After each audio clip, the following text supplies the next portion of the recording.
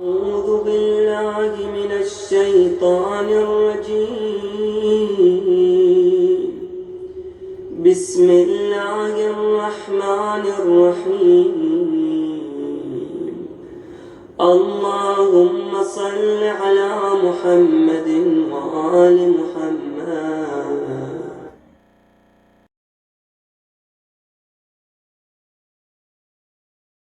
الحمد للہ الذی نور قلوب العارفین بنور معرفته واثبت فؤاد انبیائہ واولیائہ بقصص الانبیاء والمرسلین واکمل ایمان المسلمین والمؤمنین بولایت علی امیر المؤمنین علیہ السلام.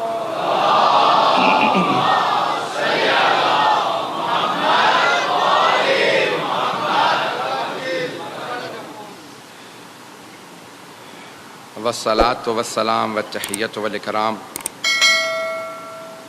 علی افضل الموجودات العبد المؤید والرسول المسدد المصطفى الامجد المحمود الاحمد اعنی ابا القاسم محمد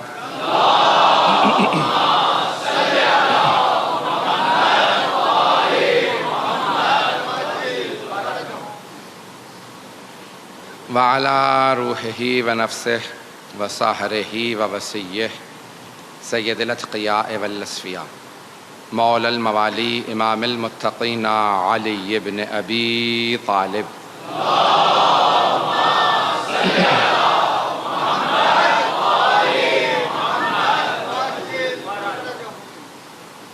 وعلى اوصیائه لا سیما بقیة اللہ فی الارضین روحی و ارواح العالمین لتراب مقدمہ الفدا واللعنۃ الدائمۃ علی اعدائہم اجمعین من الآن الی قیام یوم الدین.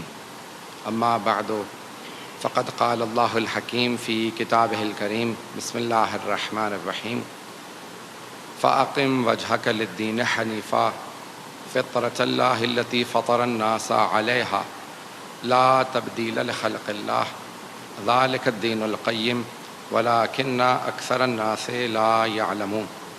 صدق اللہ العلی العظیم. صلوات.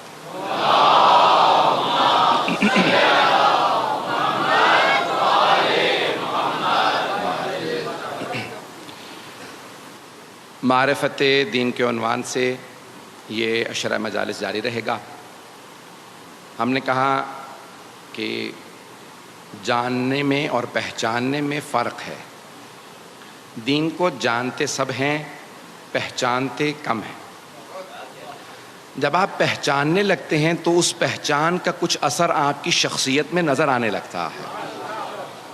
اور پہلا اثر یہ ہے کہ انسان جس چیز کو پہچانتا ہے پھر اسے ماننے لگتا ہے. ماننے کا اثر یہ ہے کہ انسان پھر اس کی پیروی کرنے لگتا ہے. انسان کے افعال سے، کردار سے دین کی معرفت کا اندازہ ہوتا ہے. جتنی معرفت زیادہ ہوگی اتنی ہی دینداری زیادہ ہوگی، انسان میں عمل زیادہ ہوگا، اس کا اخلاق بہتر ہوگا. تو دینداری ضروری ہے. ہم نے گزشتہ کل میں یہ عرض کیا تھا کہ انسان کے اندر ایک مادہ ہے. اب یہ فطرت کے عنوان سے بھی میں کچھ مطالب پیش کروں گا، اس کو بھی سن لیجئے گا. اب یہ کیسے پہچانا جائے؟ دین تو بہت زیادہ ہیں دنیا میں، ادیان عالم بہت زیادہ ہیں. تو اب یہ کیسے پہچانا جائے کہ دین حق کون سا دین ہے؟ دین حق کی کچھ نہ کچھ پہچان ہونی چاہیے. باہر سے کوئی ہمیں آ کے بتائے نہ بتائے، ہماری عقل ہمیں بتاتی ہے دین حق کیا ہے. سب سے بڑی جو کسوٹی ہے، جو میزان ہے، جو کرائٹیریا ہے اللہ کی طرف سے دین حق کی معرفت کے لیے، وہ ہمارے پاس ہماری عقل ہے. ہم عقل پہ پہلے بھی بول چکے ہیں، گزشتہ 1-2 سال پہلے میں نے عشرہ بھی پیش کیا تھا. لیکن آج میں دین حق کے عنوان سے سب سے بڑی جو ہمارے پاس کسوٹی ہے، جو سب سے بڑا میزان ہے، وہ ہے عقل. نحنو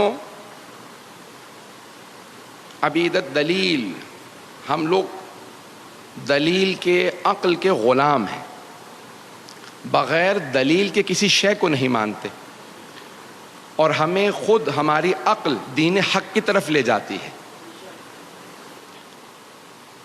شاید میں نے کبھی پہلے پیش کیا ہو، لیکن یہ جملہ سن لیجئے گا۔ خود سائنسدانوں نے تحقیق کی ہے امریکہ میں، اور اس نتیجے پہ پہنچے ہیں کہ انہوں نے انگریزی میں جو لفظ استعمال کیا ہے، there is a God gene inside all of us, ہم سب میں ایک ایسا جین پایا جاتا ہے جسے گاڈ جین کہا جاتا ہے، یعنی جو ہمیں خدا تک لے جاتا ہے۔ ہر انسان میں کچھ ایسے جینز ہیں جو اسے خدا تک لے جاتے ہیں۔ انہوں نے یہ بحث کی ہے کہ کیونکہ ہم سب کے اندر ایک گاڈ جین ہے جو ہمیں خدا کی طرف لے جاتا ہے، تو ہر انسان اپنے اپنے خدا کو مانتا ہے۔ ہمارے علماء نے، خصوصاً علامہ حلی نے، آپ نے نام سن رکھا ہوگا، ان کی بہت سی کتابیں ہیں، کشف المراد عقائد پہ بہت بڑی کتاب ہے، لیکن باب ہادی عشر کہنے کو چھوٹی کتاب ہے لیکن بہت علمی اور گہری کتاب ہے۔ وہاں سے ایک دو مطالب پیش کروں گا، غور سے سنیے گا۔ علامہ حلی فرماتے ہیں، کہتے ہیں کہ انسان کسی ایک خدا تک نہیں، اسی عقل کے ذریعے کسی ایک خدا تک نہیں بلکہ حقیقی خدا تک پہنچ سکتا ہے۔ اور وہ کہتے ہیں کہ یہی انسان کی عقل اسے اللہ تک لے جاتی ہے، جسے ہم کہتے ہیں، انگریزی میں کہتے ہیں ایک گاڈ تک نہیں، دی گاڈ تک پہنچ جاتا ہے۔ اب جو انگریزی والے ہیں، تاکہ ان بچوں کے لیے پیش کروں کیونکہ میں جانتا ہوں ویلا میں سہارا نہیں لیتا انگریزی کا، کسی ایک خدا تک نہیں بلکہ اسی خدا تک، وہی جو خدا ہے یعنی جو اللہ ہے، جس کے لیے تمام انبیاء نے کہا ہے لا الہ الا اللہ، اس خدا تک ہمیں عقل لے جاتی ہے۔ کیسے؟ اب دلیلیں سنیں گے علامہ حلی کی۔ علامہ حلی کا پورا نام ہے یوسف ابن مطہر الحلی، نام یوسف ہے، یوسف ابن مطہر حلی۔ 750 سال پہلے گزرے ہیں علامہ حلی۔ حرم امیر المؤمنین سے جب آپ باہر آئیں گے تو الٹے ہاتھ پہ کمرے میں ان کی چھوٹی سی زمین پہ قبر ہے، کیونکہ وہاں بڑی قبروں کی گنجائش نہیں، کوئی مولا کائنات موجود ہے۔ تو وہاں بڑے بڑے علماء، بڑے بڑے فقہاء صرف اتنی درخواست کرتے تھے، اگر ہمیں قبر میں کہیں قدموں میں جگہ مل جائے، زائرین کے، مولا کے نہیں، زائرین کے قدموں میں بھی جگہ مل جائے تو بڑی بات ہے۔ تو علامہ حلی کی وہاں قبر ہے، جب جائیں گے تو وہاں لکھا ہے یوسف ابن مطہر حلی، اتنا بڑا پہاڑ ہمارے فقہاء کا۔ اور جب ان کا انتقال ہوا، ان کے بیٹے فخر المحققین ان کے بیٹے ہیں، بہت بڑے ہمارے فقیہ ہیں، تو ان سے پوچھا کہ آپ نے اپنے بابا کو خواب میں دیکھا؟ کہا ہاں میں نے اپنے والد کو خواب میں دیکھا۔ کہا کچھ آپ نے پوچھا؟ کہا اتفاقاً خواب میں نے ان سے پوچھا کہ مرنے کے بعد آپ کے کیا کام آیا؟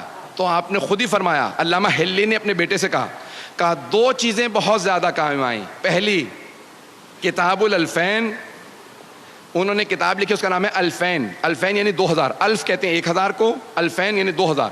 1000 دلیلیں مولا علی کی افضلیت پہ، اور 1000 دلیلیں ان کے خلیفہ بلا فصل ہونے پہ۔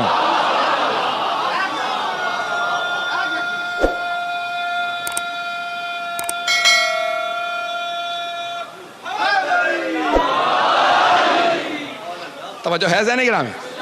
تو فخر المحققین جنہوں نے بے انتہا فقہ میں، رجال میں بڑی بڑی کتابیں لکھی ہیں، فرماتے ہیں میں نے علامہ حلی اپنے والد کو خواب میں دیکھا کہ مرنے کے بعد آپ کے سب سے زیادہ کیا کام آیا؟ تو کہا دو چیزیں، کتاب الالفین و زیارت الحسین۔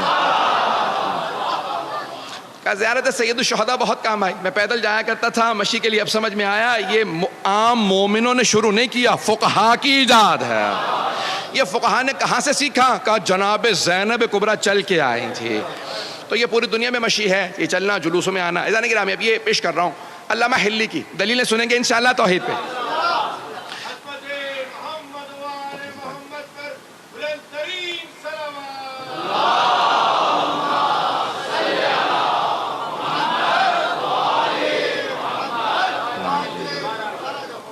علامہ حلی فرماتے ہیں، کہتے ہیں کہ کسی ایک خدا تک نہیں بلکہ حقیقی خدا تک، اللہ سبحانہ و تعالیٰ تک انسان عقل سے پہنچ سکتا ہے۔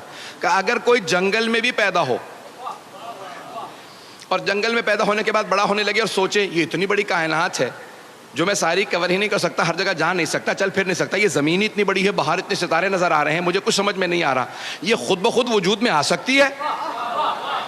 تو خود بخود کہے گا اتنی پیچیدہ کائنات خود بخود وجود میں نہیں آ سکتی، کوئی بنانے والا ہونا چاہیے۔ اچھا وہ جو بنانے والا ہے یعنی خالق ہے، کیونکہ خود بخود چیزیں وجود میں نہیں آ سکتی. تو وہ خالق آیا بغیر طاقت کے ہو سکتا ہے؟ تو خود ہی کہے گا نہیں، اتنی پیچیدہ کائنات ہے، اتنی مشکل ہے، بنانے والے کو قدیر تو ضرور ہونا چاہیے، اسے قدیر ضرور ہونا چاہیے. تو اب وہ بنانے والا جاہل ہو سکتا ہے اتنی پیچیدہ کائنات بنانے کے لیے؟ تو نہیں، اس کا مطلب ہے اسے علیم بھی ہونا چاہیے. آیا بنانے والے کو کبھی موت آ سکتی ہے؟ کہ نہیں، پھر یہ نظام چلے گا کیسے؟ اس کا مطلب ہے بنانے والے کو حی و قیوم بھی ہونا چاہیے. لوگ ہیں نہیں. تو علامہ ہلی کہتے ہیں کہ ساری دلیلیں انسان جو جنگل میں بھی پیدا ہو سوچتا رہے تو اس خالق تک پہنچ جائے گا جو اللہ سبحانہ و تعالیٰ قدیر بھی ہے، علیم بھی ہے، حی و قیوم بھی ہے. خود انسان اس حی و قیوم تک پہنچ جائے گا. امیر المومنین نے بھی اسی انداز سے کہا ہے، یہ اسی مولا کے فرمان سے انہوں نے باتوں کو لے کے آگے بڑھایا ہے. اگر سننا چاہیں گے میں آگے بڑھوں گا. عزیزان گرامی، اب یہ دین حق انسان عقل سے پہنچے گا. تو پہلی چیز جو اپنے لیے واضح کرے گا وہ ہے توحید. میں انشاءاللہ اگلی مجلس میں دوسرے مقام پہ ہمارے عقائد کے عنوان سے رضویہ میں جب پیش کروں گا توحید کو تفصیلی پیش کروں گا، کیونکہ یہاں میرا عنوان دین ہے. تو اب دین میں جو دین حق کی ضروریات ہیں انہیں پیش کر رہا ہوں. اگر سننا چاہیں تو تفصیل سے توحید کو بیان نہیں کر سکتا، وقت نہیں ہے. لیکن یہاں ایک اس آیت کے اندر فطرت اللہ التی فطر الناس علیہا، تو انسان کی فطرت میں توحید ہے. انسان فطرتاً اللہ کو مانتا ہے، فطرت میں ہے. کیسے؟ ایک دلیل دی ہے کسی اور بزرگ نے، اس کو دے پیش کر کے آگے بڑھوں گا. کہ مثال کے طور پہ ایک بچہ آئے اور آپ کو آ کے کہے کہ فلاں جگہ پہ یہ حادثہ ہو گیا، یا مثال کے طور پہ آگ لگ گئی. آپ سوچنے پہ مجبور ہوں گے، بچہ ہے. کچھ لوگ کہیں گے نہیں بچہ ہے، سننے کی ضرورت نہیں. اتنے میں ایک اور بچہ آ جائے اور دوسرا بچہ بھی آ کے وہی بات کہے جو پہلے بچے نے کہی تھی، وہاں آگ لگ گئی. اتنے میں بھی آپ سوچ رہے ہوں کہ 2 بچے آ چکے ہیں، تیسرا بچہ آ جائے کہ وہاں آگ لگ گئی ہے. کچھ لوگ کہیں گے بچے ہیں، بچوں کی کیا بات سننی. اتنے میں چوتھا، پانچواں، چھٹا، ساتواں، 10، 12، 14. اگر اتنے بچے آ جائیں تو ہر آدمی کہے گا بچے صحیح، بات تو ایک ہی کہہ رہے ہیں، نہیں پہنچا پایا. ارے بچے ہی صحیح لیکن بات ایک ہی دہرا رہے ہیں، سب کے سب ایک ہی بات کہہ رہے ہیں. وہاں کچھ ہو گیا، جا کے دیکھو تو صحیح. ایسا نہ ہو بچے ہیں لیکن بات صحیح کہہ رہے ہوں. تو امیر المومنین فرماتے ہیں ایک نہیں، 1,24,000 بچے نہیں، انبیاء سب کے سب ایک کے بعد آتے رہے، ایک کے بعد ایک آتے رہے اور ایک ہی بات کہتے رہے، لا الہ الا اللہ.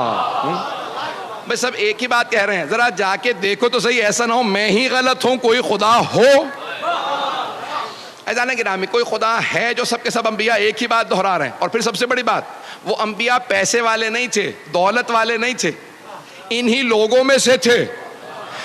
لوگ اپنے زمانے کے، ان کے زمانے کے لوگوں نے پتھر مار مار کے جان سے مارتے رہے، شہید کرتے رہے، آگ لگاتے رہے، سب کچھ وہ مرتے رہے لیکن ایک ہی بات دہراتے رہے، لا الہ الا اللہ. عزیزان گرامی، یہ 1,24,000 انبیاء، پھر 12 معصوم امام. کوئی حسین سجدے میں ہے، دنیا سے جاتے جاتے کہہ رہا ہے لا الہ الا اللہ. عزیزان گرامی، یہ سب دلیلیں ہیں کہ کوئی ایک خدا ہے. تو دین حق وہی راستہ ہے جو ایک خدا کی طرف دعوت دے. جو دین حق ایک خدا کی طرف دعوت ہے وہ دین حق ہے. عزیزان گرامی، دوسرا جو اس دین حق کا سب سے بڑا کرائٹیریا ملاک، جو ہم نے کہا کہ ہر شے عقل سے واضح ہوگی. عقل سے، عقل یہ کہتی ہے کہ اگر خدا ہے، اور ابھی ہم ثابت کر چکے خدا ہے، تو پھر اس سے کوئی رابطہ برقرار ہو سکتا ہے؟ اس سے کوئی رابطہ ہو سکتا ہے؟ پھر اس کی صفات ہے، میں صفات میں نہیں گیا، وقت نہیں ہے.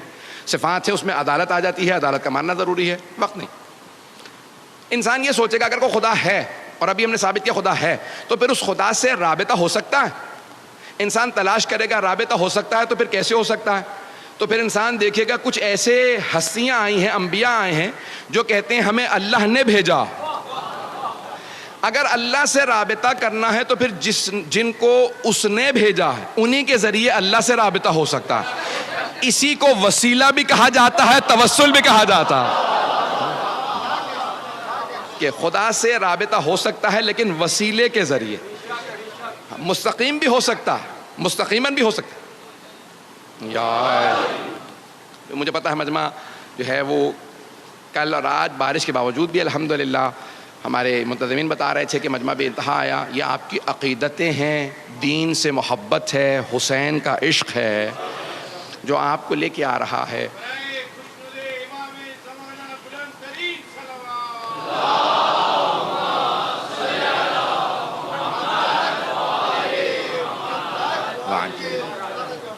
تو اب اس رابطے کا اللہ سبحانہ و تعالیٰ نے جب انسانوں کو خلق کیا تو اب وہ ان کے لیے کوئی انتظام بھی کرے گا۔ عزیزان گرامی، ہم نے کہا دین، عقیدے اور عمل دونوں چیزوں کا نام ہے۔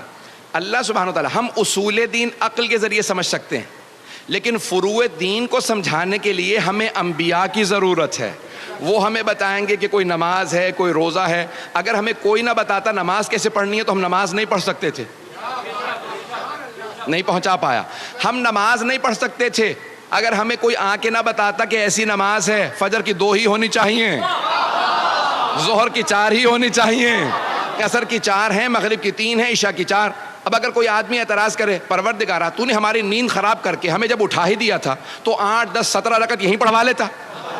پتہ نہیں لوگ ہیں یا نہیں ہیں۔ کوئی اعتراض کر سکتا تھا، پروردگارا اب اٹھ ہی گیا ہوں، ساری نیند غارت تو ہو گئی، جب پانی چہرے پہ ملا ساری نیند اڑ گئی، تو پروردگارا یہیں 8 10 رکعت، یہیں ظہر کی 4 رکعت یہاں ہو جاتی، چلو 2 نہیں تو 4 ہوتی، 8 ہوتی، کچھ ہوتا نہیں۔ اللہ نے کہا نہیں، 2 ہی پڑھو، اس کے بعد بے شک سو جاؤ، کیونکہ نماز ہے اپنے نفس سے مقابلہ۔ جب ایک مرتبہ اپنے نفس کو شکست دے دو پھر سوال نہ کرنا 2 ہی کیوں، 2 رکعت پڑھ کے بے شک دوبارہ سو جاؤ، لیکن جب میرے راستے پہ آؤ گے، شیطان کو شکست دینے کا سب سے بڑا راستہ ہی فجر کی نماز ہے۔ بھائی اس پہ ویسے ہی واہ آنی چاہیے جیسے باقی جو لوگ آنی چاہیے۔ میرا کوئی بھی نوجوان بھائی، میرا بچہ کبھی بھی فجر کی نماز قضا نہیں کرے گا۔ عزیزان گرامی، اب یہ ساری نمازیں یہ کون بتائے گا ہمیں؟ توجہ ہے میرے ساتھ؟ یہ ساری نمازیں، یہ عبادات ہمیں کون بتائے گا؟ انبیاء۔ اللہ سے رابطے کے لیے ہمیں انبیاء کی ضرورت ہے۔ وہ جب فروع دین بھیجے گا انبیاء کے ذریعے۔ ایک اور جملہ کہہ دوں، جب اللہ جو ہمارے لیے چیزیں بھیج رہا ہے، نماز بھیج رہا، روزہ بھیجا، حج بھیجا، خمس زکوٰۃ، یہاں سب کچھ اس نے بھیجا، قرآن کریم بھیجا، کوئی بھی شے ہمیں مستقیماً نہیں دی، نہیں پہنچا سکا۔ اللہ نے ہمیں کوئی شے بغیر واسطے کے نہیں دی، جو کچھ دیا واسطے کے ذریعے دیا، وسیلے کے ذریعے دیا۔ توجہ، اس نے ہمیں نماز بھی دی تو وسیلے کے ذریعے، قرآن کریم دیا تو وسیلے کے ذریعے۔ ارے وہ جو محتاج نہیں ہے،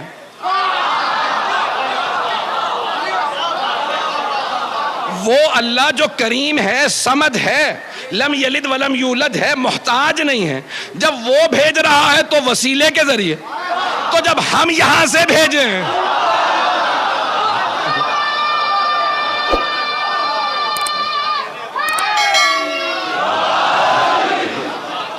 توجہ فرما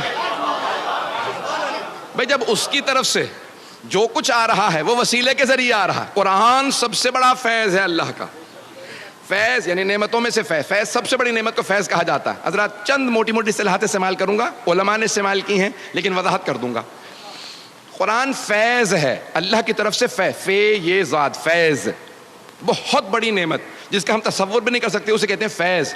ہر نعمت فیض نہیں ہے، قرآن فیض ہے، صرف فیض ہے۔ توجہ، عرفاء کی، کیونکہ معرفت دین ہے نا، میرا موضوع ہے معرفت دین، تو عرفاء کی نگاہ میں قرآن فیض ہے، نعمت نہیں ہے، فیض ہے۔ اللہ نے فیض بھیجا تو رسول کریم کے ذریعے، اللہ نے فیض بھیجا، قرآن کریم فیض ہے۔ ارے یہ صامت قرآن فیض ہے، یہ خاموش قرآن فیض ہے، تو قرآن ناطق فیض نہیں ہے۔ جب اس قرآن کے لیے واسطے کی ضرورت ہے تو اس قرآن کے لیے واسطے کی ضرورت کیوں نہیں؟ عزیزان گرامی، اللہ نے قرآن کو بھیجا، عرفاء کی نگاہ میں قرآن فیض ہے، اور رسول خدا ہے فیض مقدس۔ عرفاء جو اصطلاحات استعمال کرتے ہیں، تھوڑی سی اصطلاحات، میں نے کہا موٹی اصطلاحات ہیں، گاڑی اصطلاحات ہیں، یاد کر لیجئے۔ قرآن فیض، رسول خدا ہے فیض مقدس، اور خدا ہے فیض اقدس۔ اللہ سب سے بڑا فیض، اس نے کہا دیکھو خبردار، میرے تک آنے کے لیے مستقیم ڈائریکٹ آنے کی کوشش نہ کرنا۔ اگر ڈائریکٹ آنے کی کوشش کرو گے، بنی اسرائیل نے بھی یہی چاہا تھا، بنی اسرائیل نے کہا موسیٰ اللہ سے کہو ہمیں نظر آ جائے، تو اللہ نے کہا میں کبھی کسی کو نظر نہیں آؤں گا، ذرا پہاڑ کو دیکھو۔ اللہ نے اپنے کرم فیض کی نگاہ ڈالی پہاڑ پہ، پہاڑ جل گیا، بنی اسرائیل سارے مر گئے، جناب موسیٰ بے ہوش ہو کے گر گئے۔ بنی اسرائیل نے ڈائریکٹ اللہ سے ہونا چاہا تو سارے تباہ ہو گئے۔ بڑے بڑے خلفاء کہہ گئے اگر علی نہ ہوتے تو ہم ہلاک ہو جائیں۔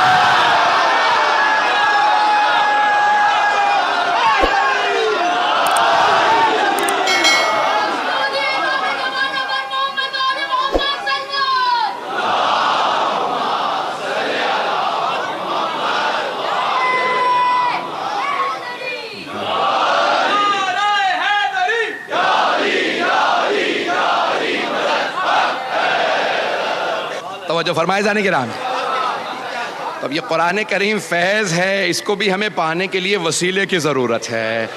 اللہ سبحانہ وتعالیٰ نے نہیں کہا کہ جاؤ میں نے پہاڑوں پہ نازل کر دیے جا کے لے آؤ۔ لو انزلنا ھذا القرآن علی جبل لرأیتہ خاشعا متصدعا من خشیۃ اللہ، اگر ہم اس قرآن کو پہاڑوں پہ نازل کر دیتے تو وہ ریزہ ریزہ ہو جاتا۔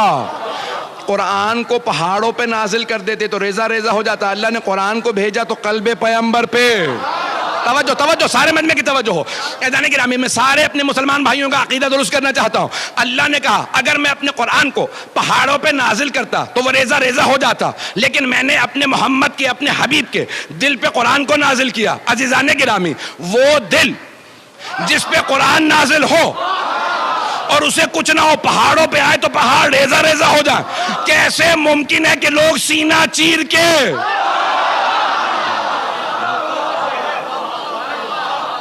کیسے ممکن ہے کہ اس دل کو دھونے کی ضرورت ہو؟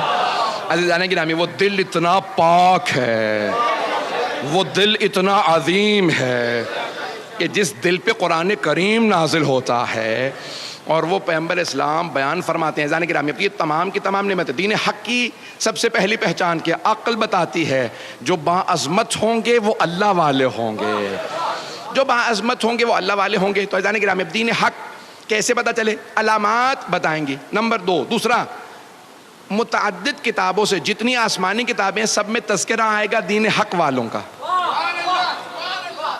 بشارتیں آئیں گی ساری کتابوں میں۔ جو بھی کتاب اللہ کی طرف سے آئی ہو اس میں بشارت ہوگی کہ تمہارے بعد بھی کوئی آنے والا ہے، کوئی آخری نبی آنے والا ہے، اس کا کوئی ولی آنے والا ہے، اس کا کوئی حسین آنے والا ہے، اس کا کوئی مہدی آنے والا۔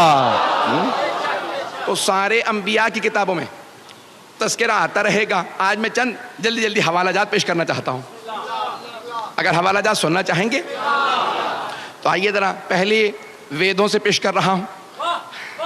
ہمارے علماء نے جو دلیلیں دی ہیں صرف بشارات عہدین، توریت اور انجیل سے، توریت زبور انجیل سے نہیں، ابھی جو ہمارے علماء نے جمع کی ہیں حتیٰ ہندوؤں کے ویدوں سے، بھگوت گیتا کئی ویدوں سے مل کے بنی ہے، جو ان کی مقدس کتاب ہے بھگوت گیتا وہ ویدوں سے مل کے بنی، 16 وید ہیں۔ تو ویدوں کے اندر ویدھا جسے کہا جاتا ہے، اس میں سے ایک خود ہندو بہت بڑے پنڈت ہیں، انہوں نے کتاب لکھی ہے کالکی اوتار کے نام سے، اور اس میں انہوں نے ثابت کیا ہے کہ جو نشانیاں ساری ہماری ویدھا میں تھیں، کالکی اوتار یا کہہ لیں جو کائنات پہ اللہ کا سب سے بڑا، یا اس نے ایشور لکھا ہے خدا، جو سب سے بڑا خدا ہے، اس کا جو سب سے بڑا نمائندہ آئے گا اسے ہندی میں یا سنسکرت میں کالکی اوتار کہتے ہیں، عربی میں اگر دیکھیں تو اسی کو کہتے ہیں رحمت للعالمین۔ پتہ نہیں لوگ ہیں یا نہیں ہیں۔ تو اب اس نے کچھ نشانیاں بتائی ہیں، تو کہا کہ وہ جزیرے میں آئے گا، اور جزیرۃ العرب کہا جاتا ہے حجاز کو، کہ جزیرے میں آئے گا، اور متعدد نام لکھے ہیں جو سنسکرت سے ہندی میں ترجمہ ہوئے ہیں، ایشور داس یا وشنو بھگت، یہ 2 الفاظ استعمال کیے گئے ہیں۔ توجہ ہے میرے ساتھ؟ گھبرا تو نہیں رہے ہیں؟ داس غلام کو کہتے ہیں، بندے کو کہتے ہیں، بھگت بھی بندے کو کہتے ہیں، ایشور سب سے بڑے خدا کو کہتے ہیں، اور وشنو بھی خدا کے ناموں میں سے ایک نام ہے جو ہندوؤں کے استعمال ہوتا ہے۔ بھگت یا داس جب عربی میں ترجمہ کیا جائے بندہ، تو عربی میں بنتا ہے عبد، اور سب سے بڑے خدا کو کہا جاتا ہے اللہ۔ اگر اسی ایشور داس یا विष्णु भगत का अरबी में तर्जुमा किया जाए तो अब्दुल्ला बनता है। पता नहीं लोग हैं या नहीं है। का वो जो आखिरी काल की अवतार आएगा उसके वालिद का नाम विष्णु भगत होगा यानी अब्दुल्ला होगा। पता नहीं लोग हैं या नहीं है। और माँ का नाम भी बताया और कहा कि जो देवी होगी और हम जब देवी कहते हैं तो हम अरबी में जो भी लफ्ज़ इस्तेमाल किया जाए, जैसे हम अरबी में कहते हैं सैयदा, उर्दू में कहते हैं बीबी, शांति यानी अमन से है, और इसे अरबी में तर्जुमा किया जाए तो अमन से है, आमिना बीबी बनती है। अभी 3 मिनट में मैंने सिर्फ एक किताब पेश की है वेदा से, अभी तो मैं 2-3 और किताबें पेश करने वाला था, अगर सुनना चाहेंगे तो। मैंने कहा हक, दीन हक की अलामात में से अलामत एक ये है कि तमाम अदियान आलम में, अल्लाह की जो आसमानी अदियान है उनमें उस आखिरी नबी का तस्करा पाया जाता होगा। सिर्फ नबी का नहीं, उनके औसिया का भी तस्करा पाया जाता होगा। एक बहुत बड़े प्रोफेसर हैं थॉमस मैकेल्विन के नाम से, थॉमस मैकेल्विन, बच्चे नाम याद रखें ताकि कभी दलील देना पड़े। तो ये अमेरिका के हैं, बहुत बड़े काबिल आदमी हैं, मकामी अमरीकी हैं, स्वीडन की एक यूनिवर्सिटी के अंदर विजिटिंग प्रोफेसर हैं। इन्होंने किताब लिखी है इस्लाम इन बाइबल। इनका मैंने लंदन में अब से 14-15 साल पहले, शायद 16-18 साल पहले, मुझे याद नहीं, बहुत पहले एक इंटरव्यू लिया था। तो इन्होंने उस इंटरव्यू के बाद कहा था मेरी ज़िंदगी का सबसे बड़ा और अच्छा इंटरव्यू यही था। तो उनसे सहाफ़ी ने पूछा कि भी मैंने 2-4 सवाल किए, उसके बाद मैंने इनसे कह दिया तो आपने क्यों कहा? कहा कि मुझे नहीं मालूम इन्होंने ये सवालात कहाँ से किए। मैंने कहा मुझे भी नहीं मालूम, मुझे आते जा रहे थे, मैं पूछता जा रहा था। तो उस थॉमस मैकेल्विन ने एक दलील दी। यकीन माने मैंने बेइंतहा किताबों में देखा कि लोगों ने करबला को तौरात से, ज़बूर से, इंजील से साबित किया। करबला को बेइंतहा लोगों ने अपनी किताबों से साबित किया है कि इसका तस्करा पाया जाता है, लेकिन थॉमस मैकेल्विन ने गदीर खुम के वाक़े को बाइबल से साबित किया और किताब छप चुकी है। किताब का नाम है इस्लाम इन बाइबल, इस्लाम इन बाइबल में इस्लाम। और उन्होंने बहुत सी दलीलें दी हैं। अब मैं 2 दलीलें जल्दी जल्दी तौरात से देना चाह रहा हूँ। ये एक दलील सुन लीजिए और फिर एक इंजील से, अगर सुनना चाहेंगे। अज़ान गिरामी, ये दलील इमाम रज़ा अलैहि सलाम ने भी दी है।